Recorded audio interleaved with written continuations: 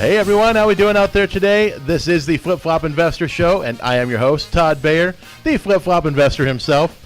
Every week we like to get together, talk about real estate investing here in the Inland Empire, and every week I like to bring on a special guest to talk about their experience in real estate. This week, we have no exception. He is also a very special guest, somebody we've known for a little while, Miguel Martinez. How you doing today, Miguel? Doing good, Todd. How you doing? Doing all right, just hanging in there. It's kind of a rainy day. Yeah, it was. Now, correct me if I'm wrong, because I heard this. Although it's raining outside, you're the one making it rain. I don't think I heard that. No? No. Oh, man, I thought I heard that you were the one out there making offers today on properties. Well, that is correct, but I don't think I wouldn't count it as making it rain. Why not? I think those are two different meanings. You too? Oh, okay. What does make it rain mean? What am I using this term improperly? Is that what you're saying? Yeah, something like that. I mean, okay, so I've heard it used in a lot of different contexts. One of them being probably something somewhat, I don't know, less than classy, I guess. Yeah, something like that. I've also heard it from people, they're making so much money, th're making it rain. That's not me. That's not you, man. No. Oh, I brought the wrong guest on. No, I'm just kidding. No, I'm kidding. Miguel's, you know what?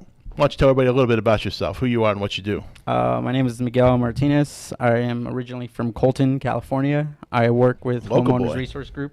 Yes, local. The Homeowners Resource Group. Yes. Yeah, that's, okay, so you work with, what does Homeowners Resource Group do? We're definitely in a small acquisition company out of Riverside, California. We've got about just 4 members. We spend most of our time on the ground game, door knocking, targeting foreclosures, trying to help people out. Mm-hmm.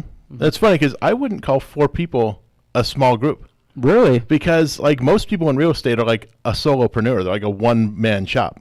It's really hard to do it all by yourself. It is hard, but there's people that do it, and they don't do a lot of deals. But like I'd say, like if you talk to most people, it's 1 or 2 people. So 4 people, I'd say is like a mid-size almost.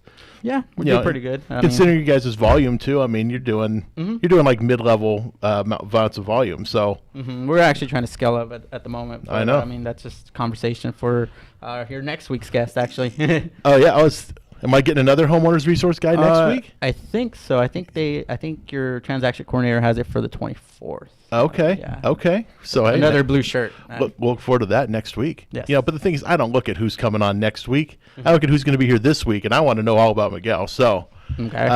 Homeowners Resource Group. So you guys help people, solve the problem that they got with the house that they're currently in, and is it now? Some people like to accuse real estate investors of like lowballing. You're just out there to prey on the weak, prey on the people that are in a distressed situation. I mean, is that an accurate portrayal of what Homeowners Resource does? No, not at all. Like when we go out and we talk to people, there are those people that say, oh, I think my house is worth this much, and if the offer that we make isn't, they're like, okay, well then we can help you list it with a realtor. But there are also those people that they don't live in the house. They inherited the house. Yeah. They don't have what it takes to repair it, get it up, and list it on with a MLS, or they want a fast, cash sell. They're like, oh, we want to go with you guys. We like you guys.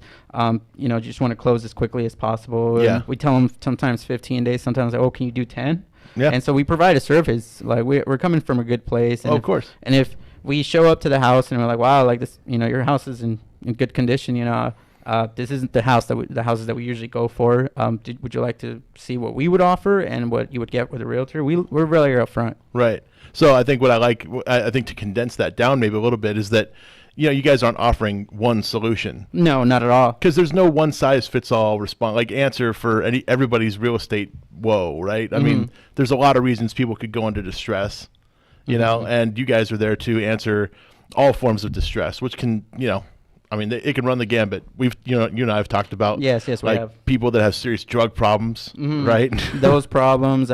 Sometimes family issues. Death. That's one of the ones that we really came across a lot in 2018. What people do. People don't really have an idea of what's going to happen. When they don't have all their affairs in order. Right. As far as unfortunately, like when a family member passes away, we have that house that, hasn't been maintained for the last 10, 15, 20 years. Yeah. What's going to happen with it. And the process can be quite tedious for a lot of people. Yeah, I know. Because we've dealt, both of us, we've dealt with our fair share of probates and things like that, where a family member passes away. Usually it's a parent in most cases, because a lot of husbands and wife will carry a property as joint tenants.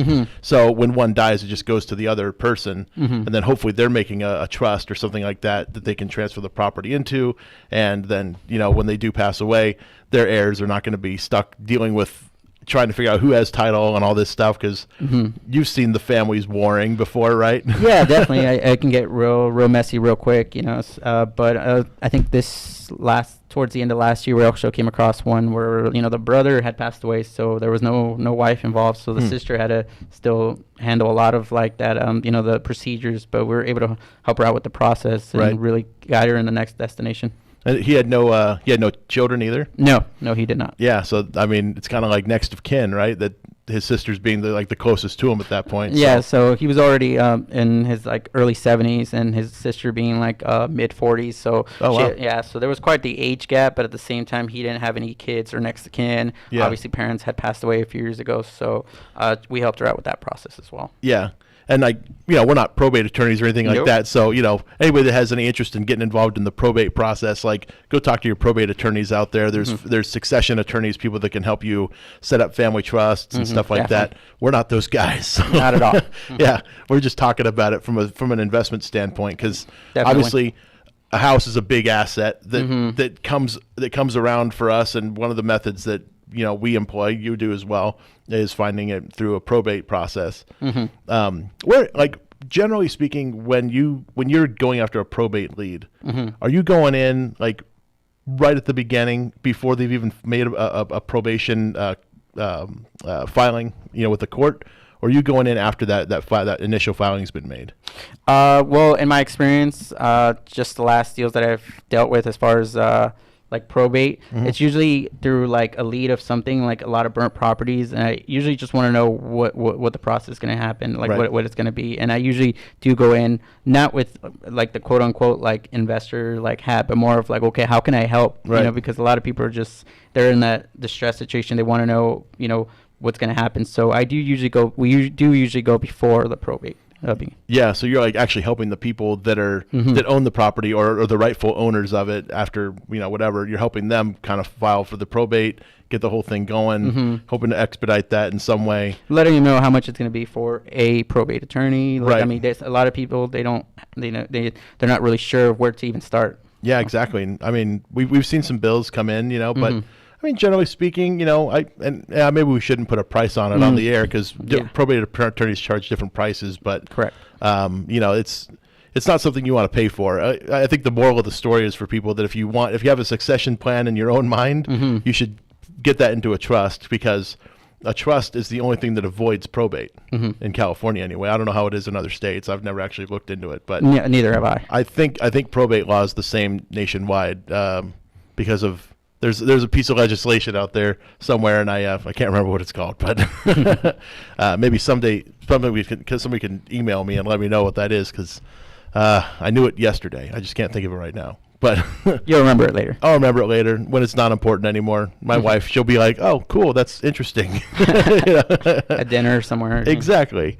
So yeah, but the probate process is, it can be lengthy. We're helping somebody through a probate right now. We've been doing it with it for over a year and a half. Is how long we've been dealing with this. And the problem is, new heirs pop up, new people pop up saying that they have a claim to the property too, and everybody gets their day in court. So that is true. This is California. I'm sure you've dealt with this, right? Yes, we have. Any unique situations pop up where somebody crawled out of the woodworks and they ended up being the rightful heir? Anything like that happen? Not where they were the rightful heir. There was a trust for property in Grand Terrace, and somebody it was one of the burnt properties that Homeowner Resource Group tackled on, and we helped out this gentleman. The property was at some point in a trust, and unfortunately the mother, she didn't die in the fire in the house, but she died at the hospital. But prior to that, 10 years before that, her and her daughter had a falling out. Words were exchanged. Don't ever want to see you again. But once, as soon as she heard that her mother had passed, and suddenly there's a piece of real estate involved, she shows up. Of course. So but fortunately for that situation, the trust overpowered everything. So the judge basically looked at everything and Yes. said, because there was a trust, this was her last written intent of. Yes, and it was actually I think successor was the son. So Okay. he was the one that signed off on the property. Huh. Okay. So I mean, yeah, weird stuff happens. We've seen it. I mean, there's obviously plenty of ones where it's like two siblings or whatever, and they both fully understand what's going on, and they're willing to work together. There's no animosity. There's no contention. It just goes smoothly. Those ones are nice because they're pretty quick. You can usually get them done in like a month or two. But And I don't know how often they're happening on our end. But about you, but they don't happen too often. yeah, exactly. But they do. They do. We don't. I think in 20. Let's see. What was the last time it did happen? Good for us. I actually think it was like 2016 was the last time we had one that worked out like that. But yeah, they happen. But most of the time, yeah, there's something. Somebody shows up. People are angry. And yeah, I think I was just telling one of the gentlemen from Rehab Loan Group, another company down in Riverside, that out of all the deals that we did this year, I think one was a gentleman here in San Bernardino where he said, our affairs are in order. We're looking to do a 1031 exchange. Send me over the paperwork. And I was like, it's almost like scary when it's super quick or easy, And Yeah. he was like, yes, the house is in a trust. I'm the successor. Okay, that's a good price. Let's do it.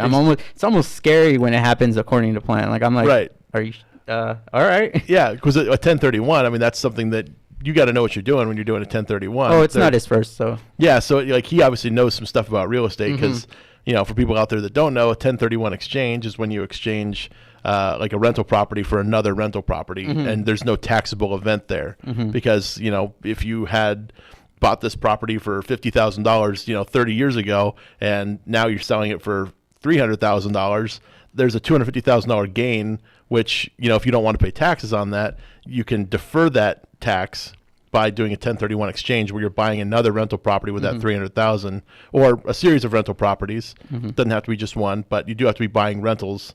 It's a like for like exchange. And of course, there's people out there that do 1031s. Don't take my word for it. Go talk to somebody who does these things, a real attorney. Check with your financial advisors and so forth, because they'll tell you exactly how to do it.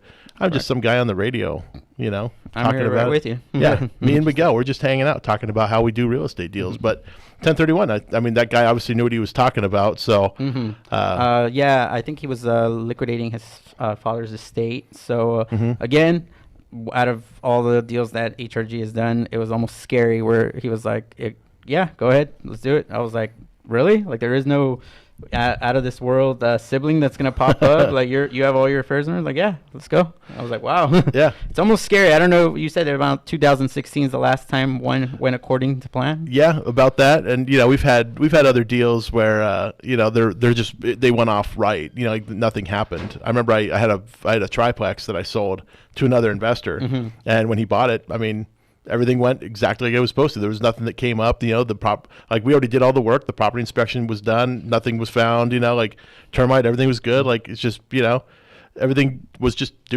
done. And we closed escrow. And I remember the realtor. He's a pretty big time broker. He calls me and he's like, "So we closed escrow today." He's like, "This was weird. Did we ever talk during the whole escrow process?" I was like, "No." And he's like, I don't know if that's my fault or was this just one of those weird deals where everything just worked exactly how it was supposed to? And I like how he called it weird. Yeah, I mean, that's what it is. It's weird when nothing happens in a transaction. We could sit here and talk about the good deals, but at the other end of the spectrum, there's also those ones that just go left real quick. Oh yeah, like what most people would call a weird deal would be the ones that have like a ton of hair on them and multiple family members show up. The neighbor shows up because they own some piece of that property, at least they think they do. Some guy says he lent them money to do their roof years ago, and he shows up. Contractor lien or something. Yeah, like that. mechanics liens. Yeah. Yep. All that stuff shows up. Those are the things that we're usually used to seeing. Like, oh, okay, something else pops up. Like that's pretty common. But in order for someone to go actually according to plan, I'm actually surprised about that. Yeah. So you guys basically you're out there, you're getting these leads. I don't know if you want to talk about your lead sources at all, but I could, but it's pretty standard. A lot of people think that that we do a lot of just weird matrix, but a lot of them are just through internet network. As far as for myself, like I mentioned earlier, like I'm originally from Colton, so like I just, in the beginning, before when I started attending the Inland Empire Real Estate Club, like I was just all over the place, driving to Montclair, going to Orange County, driving to Hesperia. Yeah. But it wasn't until I took out another investor to lunch. I don't know if you want to mention him. It's go for it. Andy Teasley. Was it the Wizard of the Wizard of Wobbly Boxes? That's correct. Yeah, Andy's been on the show a couple times. Yeah, so he mentioned that he doesn't do deals more than 20 minutes away from where he lives at. Right. And at some point, you get to that luxury position. Yeah, and then I was just kind of like, I'd like to take little nuggets from every investor. I enjoy the show. I enjoy the interviews with your partner Stephen McKee. Yeah.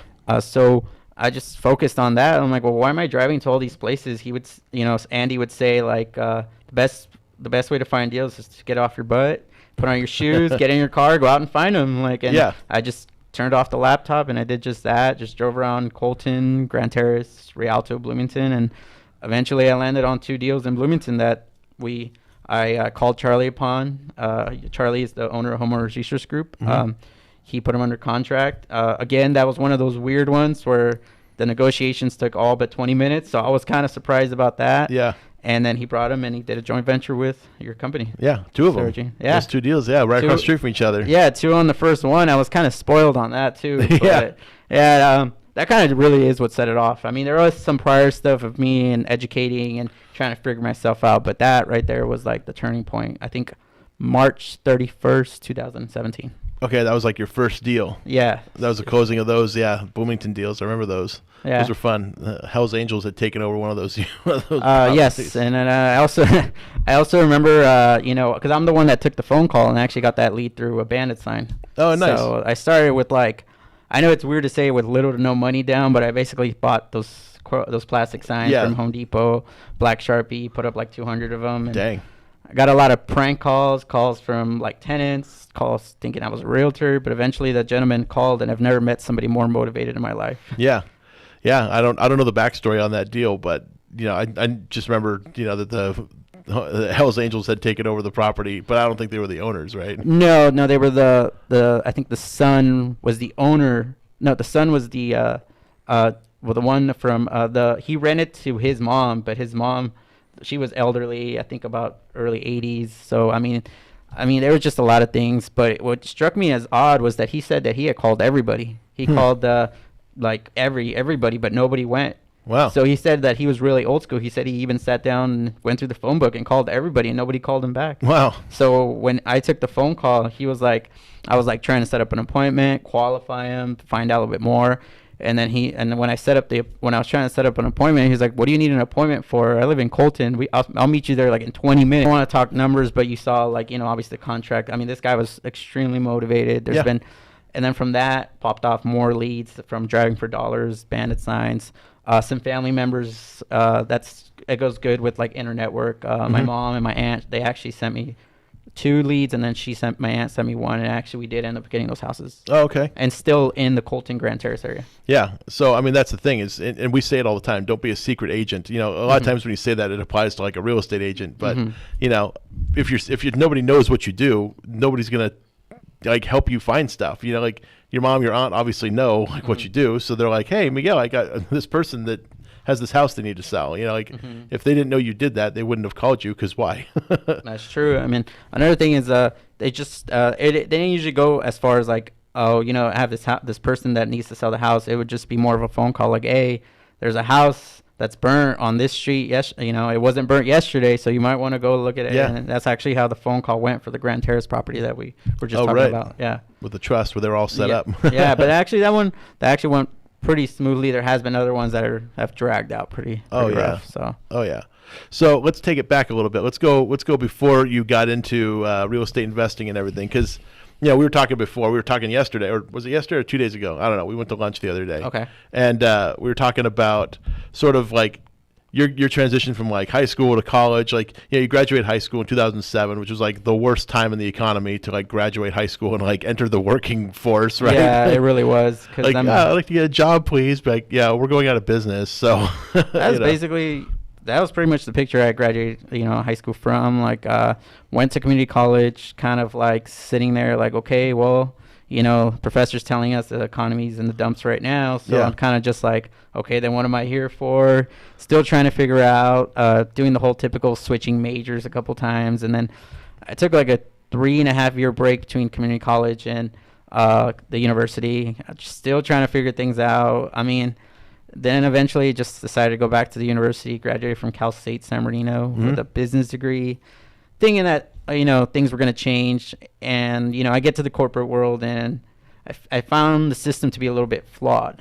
Yeah. So like we were talking a little bit because you went and, so you interviewed for a job like somewhere on the East Coast, right? I have interviewed for a couple of companies. I mean, I don't want to really say them on the air, but the one that did, and some of them were very, very reputable companies, like, international companies. I mean, FedEx was one of them. Yeah. Yeah. Aramark, I don't know if you know of that company. Never heard of them. They work a lot in logistics and uniform business, and that's the one I interviewed for in Philadelphia. So, I mean, things were happening, but just getting into the corporate world, like immediately after college, I worked for a rental company. Yeah. And I was going to work, suit and tie, thinking, okay, this is it, like starting career.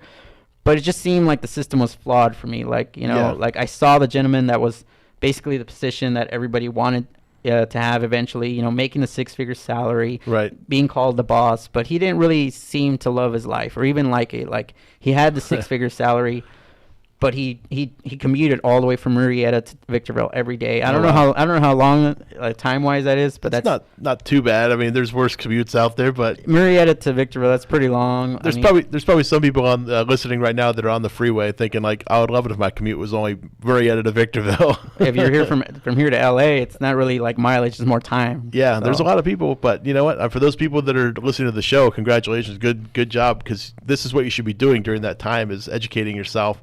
Listening to podcasts, listening to, audiobooks. Obviously, you got to tune into the Flip Flop Investor Show. I mean, it is the greatest real estate investment show ever. That's what they say. I see people lining up outside your door. They're out there all the time. Actually, it's funny.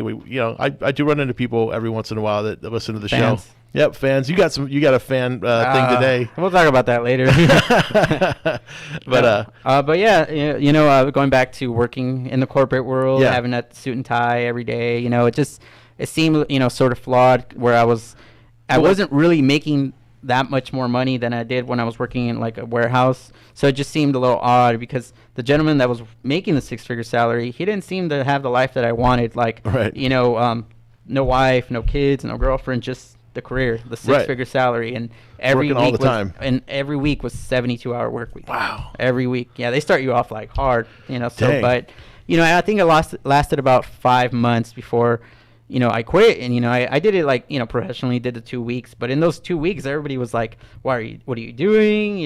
Everybody would kill for a job there, like that's a great company, but something seemed odd about it. Like, the system's flawed. Like, everybody around me was like, they were ready to just continue to work for the next 15 to 20 years to get the 6-figure salary. Yeah, and it's funny. Like, I mean, growing up, like obviously when I'm in like middle school, high school, like you think of like you don't have a good grasp of what like corporate life really is. Like, what do people even do in an office all day? And it's so hard because there's so many like administrative type jobs. Like people's job is basically to take customer calls, and they're supposed to enter something into a system, and then they follow up. I don't know. There's like so many different things that people do within an office. I could sit here and talk about it all like all day. Things that people do, but like administrative structuring is so vast, and that's typically where we're going to start, right? Like if you're coming out of college, you're like starting in the administrative side of business, which could be a lot of things. You're not going to start as the office manager. Probably not anyway. No, that's not what I started as. Yeah, exactly. And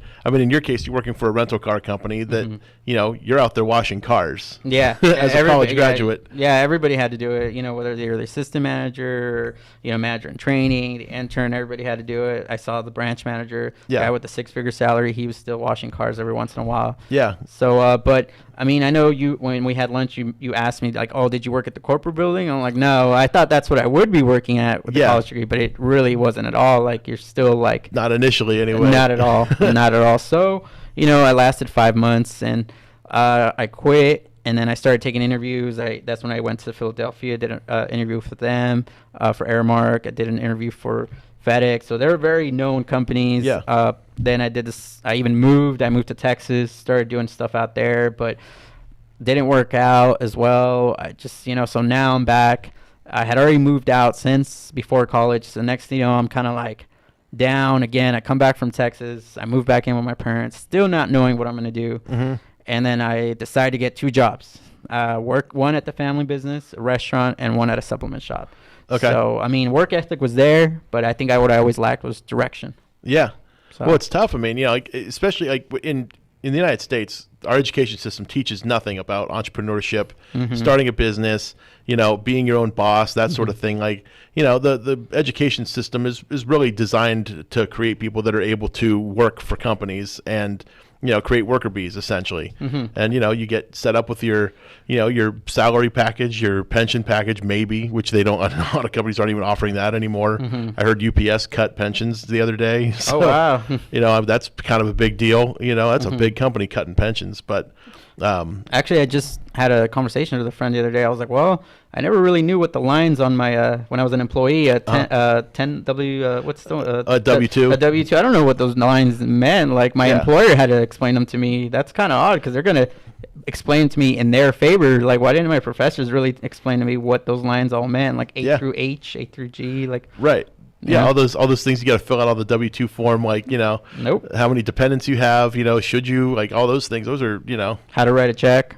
Yeah, like, so did you have home economics when you were in school, like middle school? No, but I mean, even when I went to high school, entrepreneurship or even starting a business was never really, or even going to college was never really, like, put into our heads. Again, we kind of knew there was kind of some news that the economy was kind of going down already in like 2006. We were seeing some signs of it.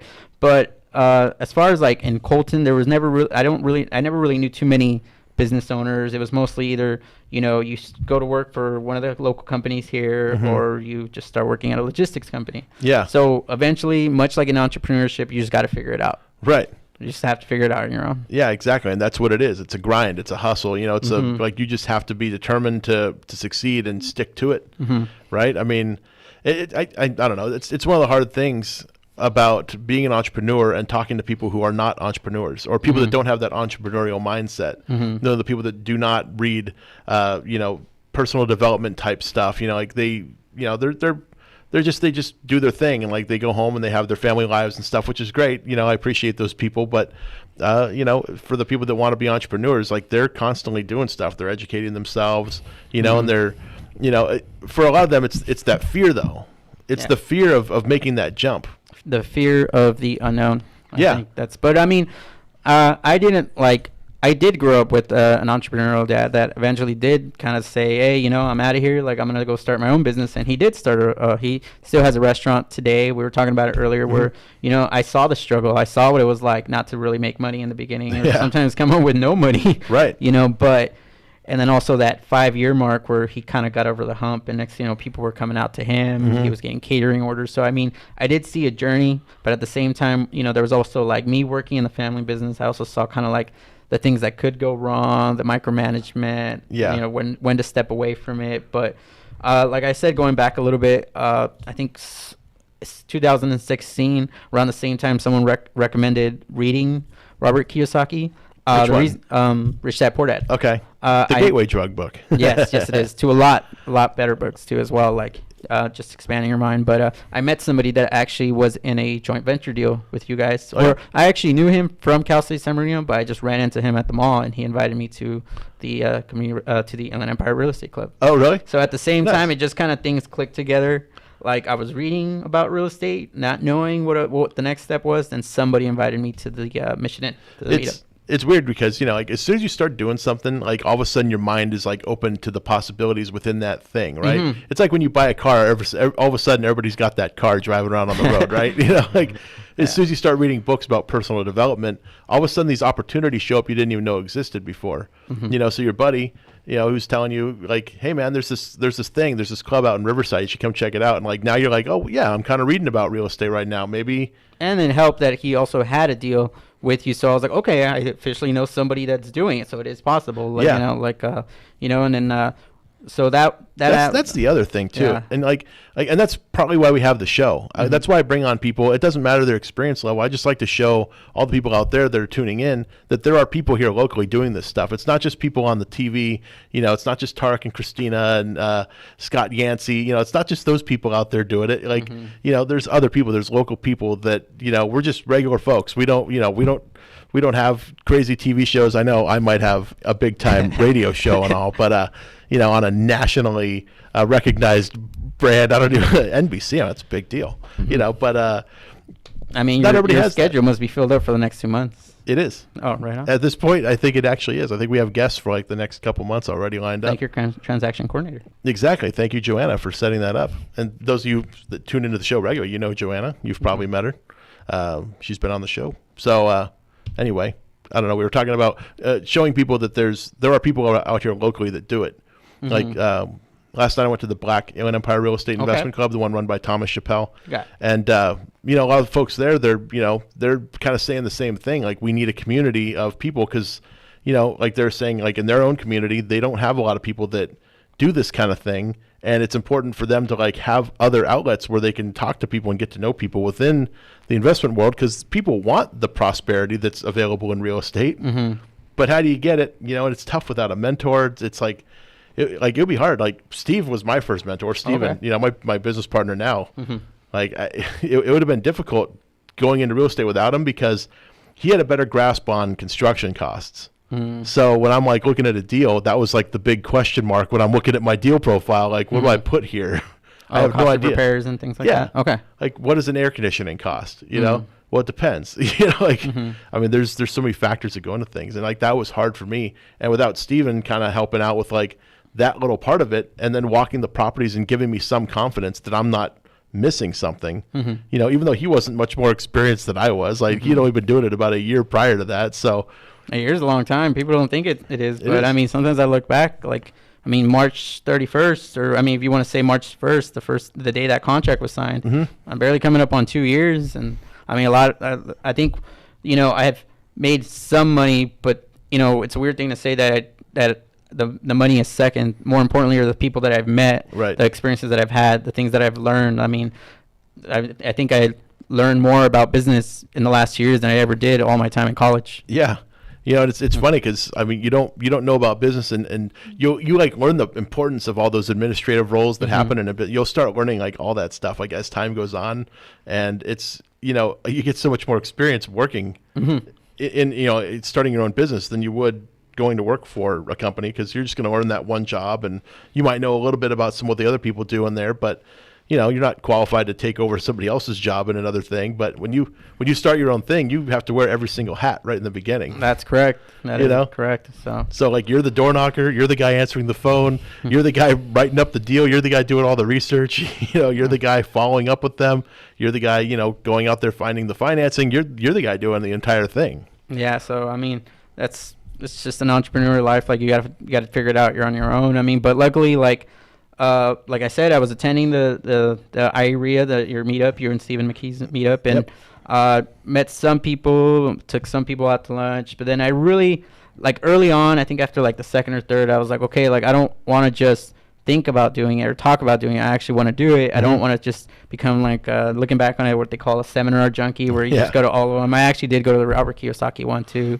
Oh yeah. Yeah. So, but that was the only seminar I've been to. Mostly it was just the meetups, but eventually. Did you go to the Kiyosaki one before or after you came to ours?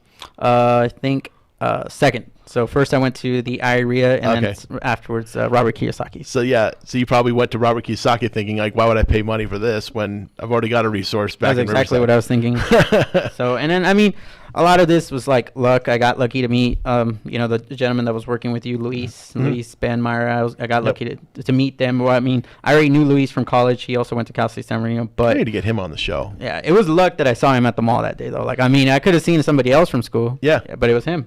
But shortly after that, I think 2-3 months, I met Charlie again, the homeowner of a Homeowners Research Group. I knew that we definitely shared the same work ethic, but obviously had more experience. He definitely had the construction background, as you mentioned. Steven did. Right. So Steven does. I mean. Yeah, he does. Yeah, I mean, Steven was involved in the trades since he was a kid, so he knew a lot of these people growing up, and he never never really worked in the trades so much, but he, he's done some odd jobs here and there, but never like, on a daily basis doing framing or something like that. But he knew more about it. He definitely knew how to price it out better than I did. And he knew a lot of people, which was also important because I didn't know any contractors. I'd never, at that point, I'd not owned a home yet. Like I was still like renting an apartment. So I didn't know anybody like if to repair anything. I wouldn't know who you even call. Like, okay, I need a plumber because the toilet exploded. Okay, I could look up a plumber, but I'm going to call like Roto-Rooter. I wouldn't call, John down the street. Like I don't know John. He doesn't put an ad in the yellow pages. Definitely. Or you might, but he's like the little ad, and as a consumer, I don't know who that guy is. I'm like, this was like I got started kind of like before Yelp and all these like online review sites existed. So you had to go based upon word of mouth, and or you just kind of went with a nationally known brand, something like a Roto-Rooter, because that's all So, definitely. But they're not going to give you a good rate. Well, I mean, they might. I'm not going to talk bad on Roto-Rooter. They've definitely helped us out in the past. Right, but, they're not always the most competitive. But that goes with all kinds of things. But there've been times we used Roto-Rooter actually just recently on an investment property because, they were the only ones really available, which was kind of good. Sometimes availability is important. So, they're always there. They're dependable. So good on you, Roto-Rooter. We'll be calling you for sponsorship. No.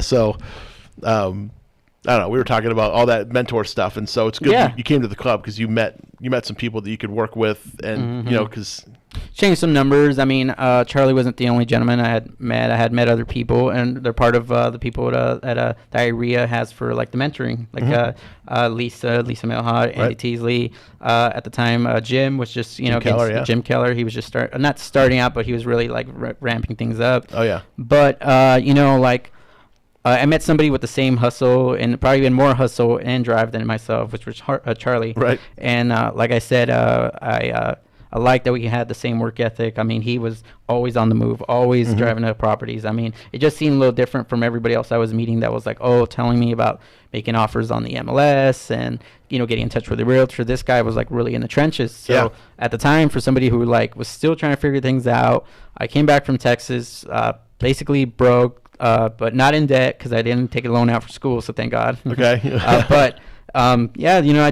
That's how he just told me. And I think one day he was just like, okay, well, you're reading about it, you're talking about it, and we were on the phone, and he was like, it's time to just jump. Like, you're on the edge of the pool and just jump. If you said you have signs, why don't you just go out and put them out? And I did, and eventually they did lead to those 2 houses in Bloomington. Yeah, and that's and that's what it takes. It just takes that little leap of faith. Yes. And what's the worst that's going to happen? I mean, in your case, you were living at home. You already didn't have a job. It's not like because you did this, you at 2 jobs at the time. Oh, that's right. You did say that. You were working at the supplement shop and at the restaurant. That's correct. So you the work ethic was there. The direction was what I lacked.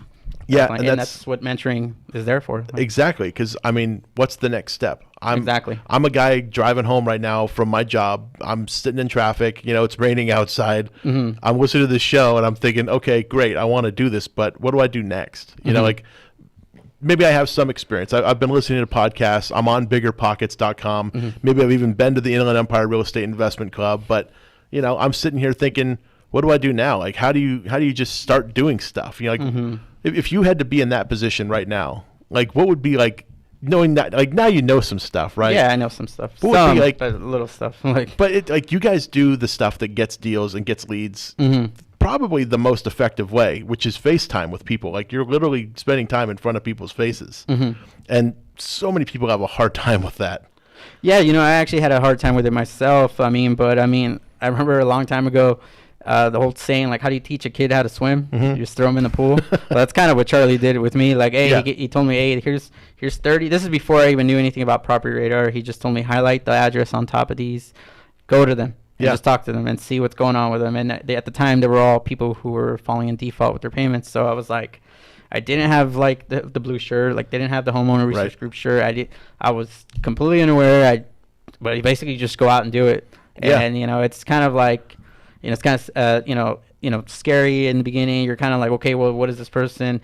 I think the biggest thing is that you don't want the person to answer the door in the beginning. You're like, man, I hope they don't answer because I don't know what I'm going to say. But then eventually you just get over it. Like, I mean, especially because with some of the with a lot of majority of the sellers that we're dealing with, we spend a lot of time with them. I mean, I think we talk about like, it's usually 8 to 10 touches as far as like in contact before they basically sign the paperwork. And I mean, we do go into the actual transaction, but I mean, it's easy to say I can make offers from the seat of my, my chair and on the laptop in touch with a realtor on the MLS, but you to be really in the trenches, you have to be a lot of like the groundwork. Yeah, and there's a lot of realtors out there, and you guys can do this too. There's no rule about you going and talking to homeowners unless the house is listed. They got things there, but like there's no rule that says you can't go talk to homeowners. Obviously, we live in a time where people are a little more reluctant to answer the door, so you might even hear like the TV going on, and like somebody's home, but they're not answering the door. I'm sure that's happened a bunch of times, right? Yeah. I mean, I think I've gotten yelled at once. Like through the door? No, with the door open. Okay. But I think I saw another interview, by the way, fan of the show. So I've watched several interviews, but I think I watched another one of your interviews. Like, hey, you know what? Getting yelled at isn't that bad. Yeah. It's not that bad. I got over it. Yeah, I think you're talking about the one with Selena. Because Selena said she went to a house and... No, that was a recent one. It was a little older one, like from the other other location. Oh, okay. Yeah, before the studio moved states. Yeah, that you were like, well, it's not that bad. I've gotten yelled at before. Yeah, I mean, it happens. It happens. But you know what? It's what you do about it. But more than anything is when they actually thank you, like when you do help them. Yeah. When you realize, hey, I'm going to 30 doors. One of those persons is going to be like, yes, I do need help. Yeah. And when you really like sit down and see what the hardship is, see how you can help, let them know what your service is, because it is a service, and let them know this is what how it could play out, and then like, okay, let's do it, and it really is fulfilling. Right. Yeah, and it's like, I mean, we have knowledge in real estate. We've been working in the business for a little while, so we know what we're doing. But a lot of people that own a home or suddenly became a homeowner, a lot of times you meet these people and they really don't know anything about real estate at all. And it's, like they're so confused. Like, they're like, do I call a realtor? Like, what do I do? And like when you guys show up at their door, you guys know what to do. You can help them through the process, which I think is great, because you're not just there. The initial thing when you walk in, and I tell a lot of people this is what you should be doing. Walking into it, your intent is not buying this house at a discount. No, it isn't. That's not the intent. The intent is helping the people out. And that could mean a lot of different things. Maybe they actually are a good candidate for a loan modification. Selling the house isn't the right move for everybody. It might make sense for them. Like, they want to stay, their kids go to school there. They can make a payment. They just can't make the payment that's currently being asked of them because their loan interest rate reset or something like that. There's a lot of reasons why it happens. But, for some people, it's like, maybe you're a good candidate for a loan modification. Let me put you to the right resources for the loan modification. Maybe I'll even help you get it. We'll call the lender up and we'll do all that stuff, with you, so you can feel confident that somebody's keeping an eye on it and watching over your shoulder. So those are the things I really appreciate about what you guys do. Yeah, and then, I mean, just a few months ago was the first time I actually sent a lead over to a realtor, because I showed up and, again, another call from a bandit sign. I don't know why. Like, I think I got lucky on the bandit signs, but yeah, they're still out there. And we did the tour. We let her know, this is the price that we can give you, and this is the price you'd get with a realtor. But in reality, we were just, we're fair, like, wow, your house really isn't bad. It's actually very well maintained. She's like, you know what? Like, can you basically guide me towards a realtor? And I was like, well, yeah. And then, that is a different solution. Maybe we didn't buy the house, but we did help her out, because she asked me, like, okay, well, do you know of a good realtor? I was like, I do. And I got her connected with a realtor. That's good. Yeah, and that's what. And the people are going to see that, Yes. when you're dealing with people, they're going to see that. They're going to, they're going to get that genuine attitude from you guys, where you're just there to help. And it's not always going to be, we're going to buy your house from you. A lot of times it's, let me help you get to the right thing. Let me whatever, help you get through the situation in any way we can. So oh wow, I didn't realize we were running that short on time. Okay. I'm going to mention real fast, because we kind of touched on the Inland Empire Real Estate Investment Club, but we haven't really gone into depth about it. For those people out there that want to get into real estate investing or are curious in some way, the Inland Empire Real Estate Investment Club was set up for people that are new and for people that are seasoned, to basically collaborate, work together, find mentors, find joint venture partners, find lenders, all kinds of stuff, so that anything you need to get started in the business is there in that room. I mean, we have over 4,300 members now. It's an insanely large group of people. It's one of the largest attended groups in the entire state of California. So we meet once a month at the Mission Inn. That's at the fourth Wednesday of every single month. So that'll be next Wednesday, which I never opened up my calendar. You've watched the show enough times. I don't know. I never have my calendar open for this part. But not too sure.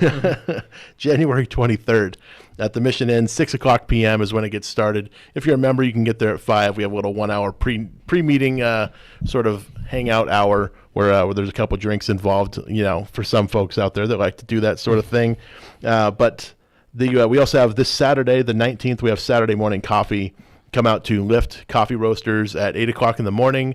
I'll be there. Yep, you'll be there. Yeah, I'll be there definitely. too. I'll be there for a little bit. I got something going on that afternoon, so I can't stay the whole time. But I'll be there in the morning. I'll be there at 8. So I heard good things. Good coffee. Oh man, coffee's great. And actually, we're coming back to Lift. We left Lift for a little while because they closed. Okay. They closed that location down, but they've opened it back up. So we're excited to go back to Lift because it's a nice venue, good coffee, good people, comfortable environment. The space is really nice, so it'll be fun. We got some pastries coming at you and everything. So, for the main meeting, it's $30, because we need to cover the cost of the room. As much as we love the Mission Inn, how much we appreciate them letting it host it there, they don't let us do it for free. So we do charge $30 for non-members to come to the main meeting, $10 at the Lift thing, and that includes coffee and pastries.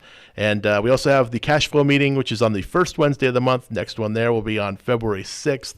That's where we get together and play Cash Flow, which you've done that before. Yeah, I went to the last one up at Round Table Pizza. I had a lot of fun. I actually won. Oh, you did? Yeah, I was a mechanic. Oh, yeah. Mechanics always win. Mechanics and janitors, it's the way the game's kind of designed because. Yeah, it was actually really fun. I think teachers also have a good chance, but I think the gentleman I was playing with, just like you said, played a little too aggressive. Yeah. But it gets your mind flowing. Teachers have a good chance of winning that game, and I think it's because Robert Kiyosaki, his dad was a teacher or a professor. Okay. So I think that somehow that's sort of like a way that the teachers have a little leg up in the game just because he wanted to show his dad you could be a real estate investor, his real dad. If anybody who's read Rich Dad, Poor Dad, he's got his real father who he calls his poor dad, who wasn't poor financially. He just didn't spend his money well. He didn't buy assets. He bought liabilities. And then he has his rich dad who's his buddy's best friend's dad. Mike. This guy, yeah. Mike. Yeah, Mike's dad was like a real estate investor. He owned like a bunch of businesses all around town. Like he was the rich dad because he had all these assets, and eventually his money was working for him. He didn't have to work anymore in his life. So that's, you learn a lot of lessons from that. But that cash flow game is great because it really gets your mind going. Yeah. It does, which is cool. Creative too as well. Very creative. Ways to buy deals without any money out of pocket. Teaches you how to partner up. It's like a live action version of what we do in real life. So. That's on February 6th at the Round Table Clubhouse in Highland. All this stuff is going to be available on meetup.com. You can go to meetup.com and look up the Inland Empire Real Estate Investment Club. We're the big group, and we're with almost 4,400 members. And then you can find all the events on there to pick out which one you want to go to. You can go to all of them if you want. They're free for members, but each one does have a small cost. We're going to be starting up a new meetup, which we're announcing actually today for the first time. Really? New meetup is going to be on the second Wednesday of every month. So the next, this first one is going to be on February 13th. We're calling it the Deals Club. This is for people who want to piece together deals. So we're going to have people come, bring deals that they're working on, and they're wondering, is this a deal? Or what do I have to do to make it a deal? Sort of a deal analyzing? A deal analysis group, okay. Yeah. So we're basically going to do it live on stage. Bring your deals. We're going to talk about it in front of the whole group, and we're going to collaborate with the entire group about how to make this work. So it's going to be our first one. Bear with us. It may not be amazing the first time, but it's going to be really educational. And as time goes on, the format will get more buttoned up. So where will that one happen? We have two options right now. It could either be at the Mission Inn or it's going to be at the Hyatt in downtown Riverside. All right. Either way, it's super close to our office, so not too much walking distance. But yeah, that one's going to be hosted in conjunction. Actually, it's going to be kind of a panel of people. So will you be on the panel? I'm going to be on the panel at least for the first one. I don't know if Steven's going to be on the panel or not because I think he's actually going on vacation that day. But cool. We got Ryan Raven from Rehab Loan Group. He's going to be on the panel. And I think Jim Keller is going to be on the panel, but I have to get confirmation from him. And I'd like Andy Teasley to be on the panel. I was thinking that. But, we'll see what we can get to, once we get to that point. But this will be like where you just bring your deal. We'll talk about it. Is it even a deal? How can I make it a deal? And have a lot of fun. We're probably going to go into a lot of financial calculator stuff in there. Mm-hmm. So for people that want to learn how to, work financing type deals, notes and stuff like that, this will be a good meeting for that. So okay, we're excited. So yeah, February 13th for that one. And then go to meetup.com. Look up Inland Empire Real Estate Investment Club. It's a good time. You get to meet a lot of good people there, and it's completely worth the $30 as far as I'm concerned. It really is really fun, really good, really networking, better than a lot of these sales pitch. Yeah. Oh yeah. Oh, I should mention that there is no sales pitch. No, there isn't. Like the reason why we charge $30 because that's what the room. Like we have to pay for the room. It's not free. Like we give away food and stuff like that too. So really good food. Yeah, I know. We got the tacos there now. It's great. The Mission Inn makes good tacos. Yeah. So we'll be there. The cost of it. Like if you find like a free event, a free real estate event, that's where you want to be careful because that's probably where they're going to sell you on some big seminar or some kind of big ebook or whatever. They're going to sell you something. Mm-hmm. So we charge because we don't sell anything at the meeting.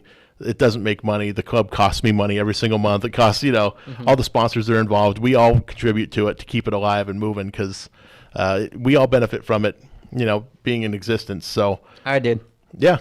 And I appreciate you guys coming because it's, you guys are one of the people we like having around. And Charlie's one of the mentors of the group. So for those people out there that are trying to learn how to become a wholesaler or, if you really if you're interested in learning how to door knock, you guys would probably actually take people out, right? I would talk to Charlie about that. I would ask him. I think he is your guest next week. Yeah, I think he is my guest next week. But I know you guys have taken people out before. I believe he has. You've never done it? I'm getting ready to take out our first gentleman. Yeah. Really? Yes. Awesome. Yeah. That'll be fun. Yeah, I'm looking forward to it. So anything you want to add? We got like a minute left. So just for anybody out there that's really looking to get started, I would definitely check out Inland Empire Real Estate Club. I mean, network, and like you said, don't be a secret agent. There are those people that are out there looking to help, and I just have to be ready to learn and put in the work. That's big. Yeah, pick up a phone, make some phone calls, knock on some doors. You don't have to have a fancy list with a bunch of addresses on there. You can literally walk around your neighborhood. You know the house. You know the house that has problems. It's the one that has no lawn. Like they've got a broken down car on the side of the house. There's 65 cars parked in the driveway somehow. All that good stuff. So thank you all for tuning in.